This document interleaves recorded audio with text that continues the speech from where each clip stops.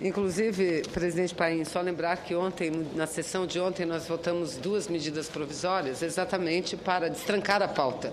E hoje nós temos condições plenas de votar várias matérias, inclusive a que trata da regulamentação da profissão dos taxistas no Brasil. Mas, senhor presidente, eu quero falar de um assunto que, pelo que percebi quando aqui cheguei, Vossa Excelência tratava também. E eu me refiro à divulgação durante o Fórum Econômico Mundial, que ocorreu no mês de outubro passado, do relatório global sobre desigualdade de gênero deste ano. Publicação essa que é uma referência importante para todos aqueles, todas aquelas que acompanham a questão das desigualdades vinculadas principalmente à diferença de gênero. Esse ano, senhor presidente, o relatório traz um dado especialmente relevante para nós, brasileiros e brasileiras. Segundo a pesquisa, o Brasil, entre os anos de 2011 e 2012, avançou da 82ª posição para a 62ª no ranking de desigualdade entre gêneros, ou seja, avançamos, portanto, 20 posições, destacando-se como um dos países que mais fizeram no período relatado para eliminar a desigualdade entre gêneros. Isso, senhor presidente e senador Paim, senhoras e senhores, não é de forma nenhuma uma surpresa para todos os que vêm acompanhando o que tem feito o governo da primeira mulher presidenta deste país, a presidenta Dilma Rousseff, no que se refere principalmente ao enfrentamento das desigualdades com viés de gênero. Na verdade, esse resultado apontado pelo relatório representa, no final das contas, o reconhecimento do sucesso que vem sendo alcançado. É certo, senhor presidente, que esse avanço ainda nos deixa numa posição apenas intermediária. Entre os 135 países pesquisados, o Brasil é mais desigual do que outros 61, visto que ocupamos a 62ª posição. Muitos outros países latino-americanos, em nível de desenvolvimento similar ao nosso, ou até abaixo, estão em nossa frente. A Nicarágua, por exemplo, está entre os 10 países com menor desigualdade de gênero e ocupa a 9ª posição.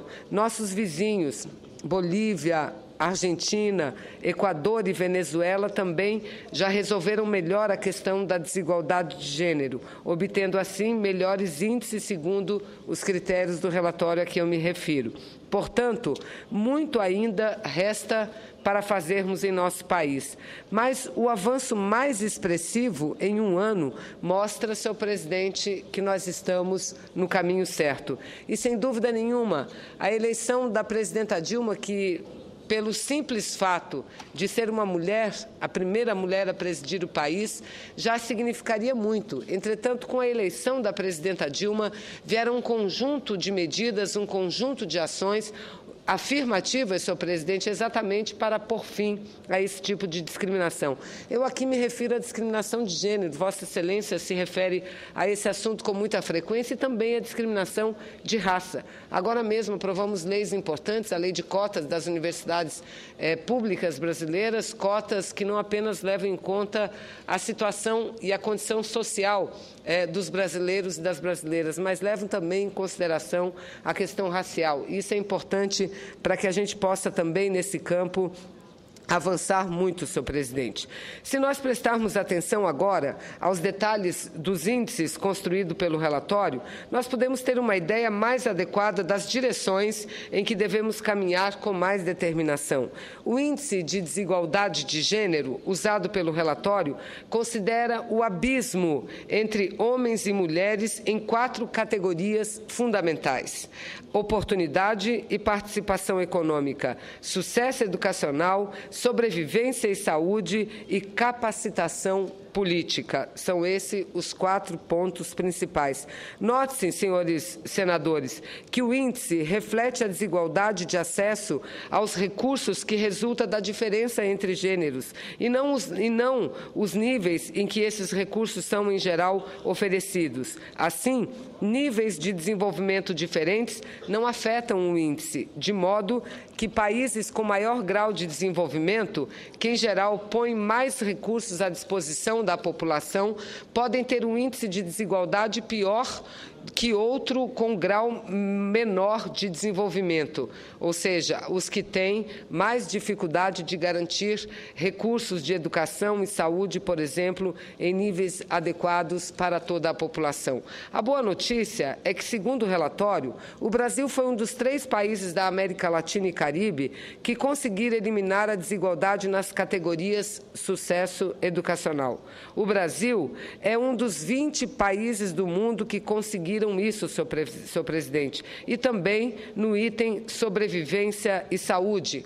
Entre os 135 países pesquisados, apenas 32 conseguiram realizar esse feito, ou seja, nessas áreas, a diferença de gênero já não se traduz mais em uma desigualdade entre homens e mulheres. Ou seja, repito, das 4 áreas analisadas, em 2, o Brasil obteve um avanço significativo. Repito, na área de sobrevivência e saúde e sucesso educacional. O que não significa, como disse, senhor presidente, que os recursos educacionais e de saúde oferecidos à população sejam adequados e suficientes, mas apenas que homens e mulheres têm igual acesso a esses recursos, tal como são oferecidos.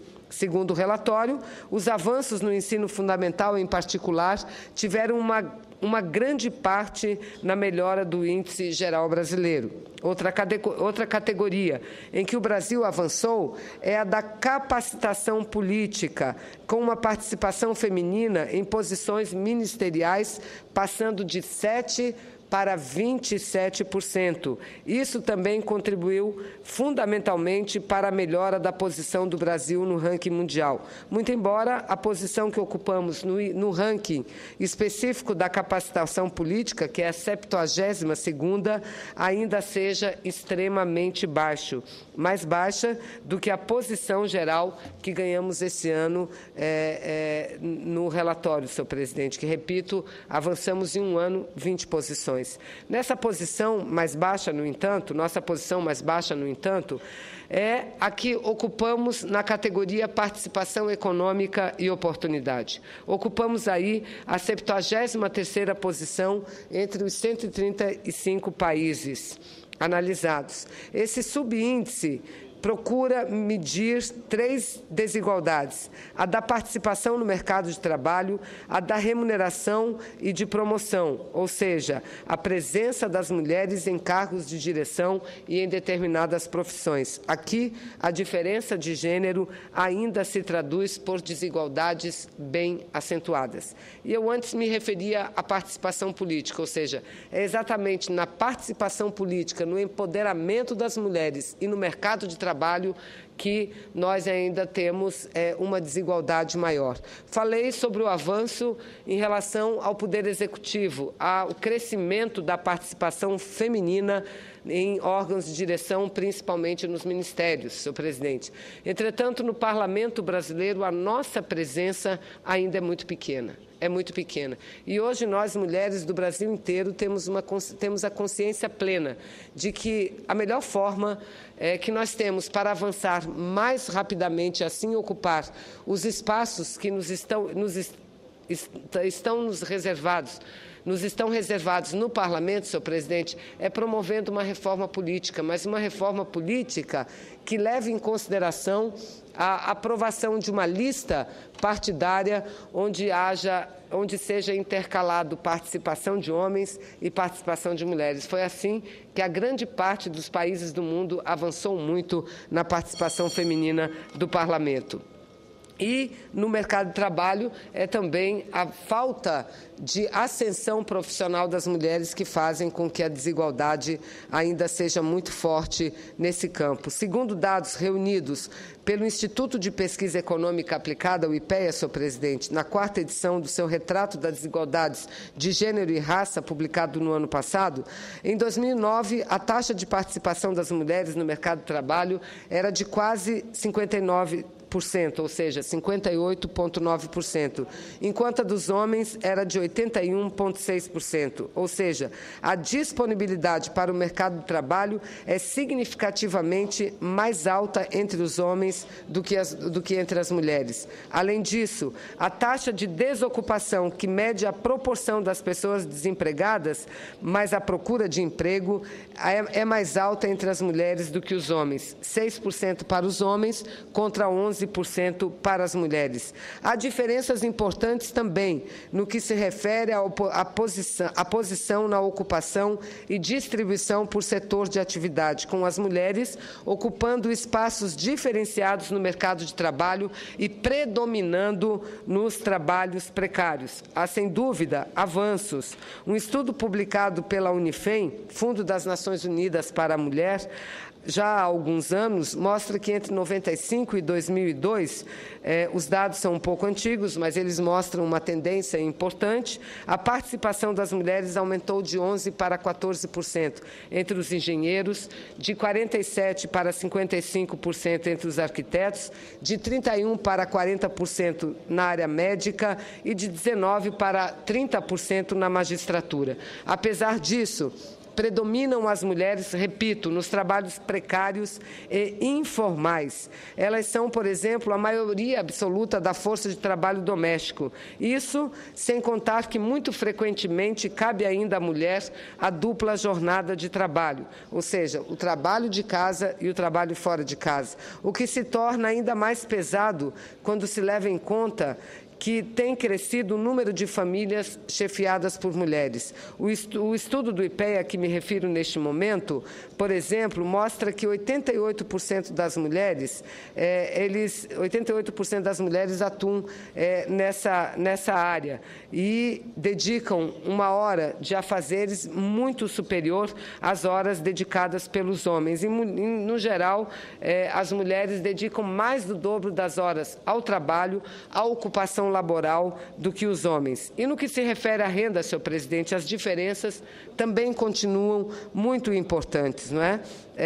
A diferença ela ainda gira em torno de 30,5% dos salários recebidos pelas mulheres em relação aos salários recebidos pelos homens. E, para concluir, senhor presidente, eu quero dizer que a gente vive um momento de transição muito importante na sociedade brasileira em diversos aspectos, inclusive no que diz respeito à posição da mulher na vida social. A presidenta Dilma, neste momento de transição, tem sido, sem dúvida nenhuma, um marco definitivo. Eu aqui quero finalizar o pronunciamento louvando não apenas o exemplo da presidenta, mas o trabalho consistente e competente que o seu governo tem feito no sentido de lidar com as desigualdades que ainda maculam tristemente a nossa sociedade, especialmente as desigualdades com viés de gênero, presidente Paim, e raça. De gênero e raça. Nunca antes tivemos tantas políticas de enfrentamento como estamos tendo agora, neste momento. E os resultados disso têm sido visíveis em estudos e pesquisas como as que eu cito nesse momento, e que são pesquisas e estudos que mostram não apenas para o Brasil esses resultados, mas mostram para todo o mundo. E há ainda, senhor presidente, muitíssimo a contribuir para que o Brasil se aproxime da situação de equidade.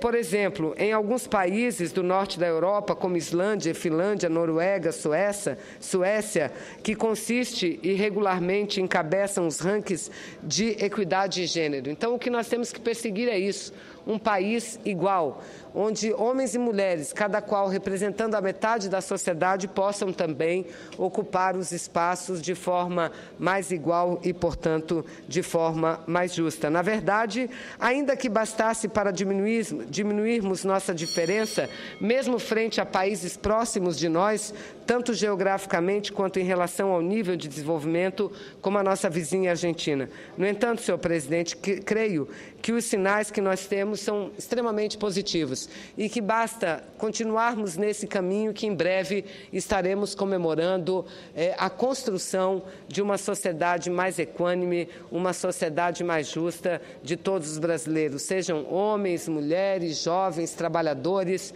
negros, pardos, brancos, senhor presidente. O que nós queremos é uma sociedade que não seja marcada pela discriminação, pelo contrário, uma sociedade que garante a todos, independente da sua condição de gênero, da sua condição de raça, da sua condição sexual, igualdade e oportunidades em todos os sentidos. Muito obrigada, senhor presidente. Era o que tinha.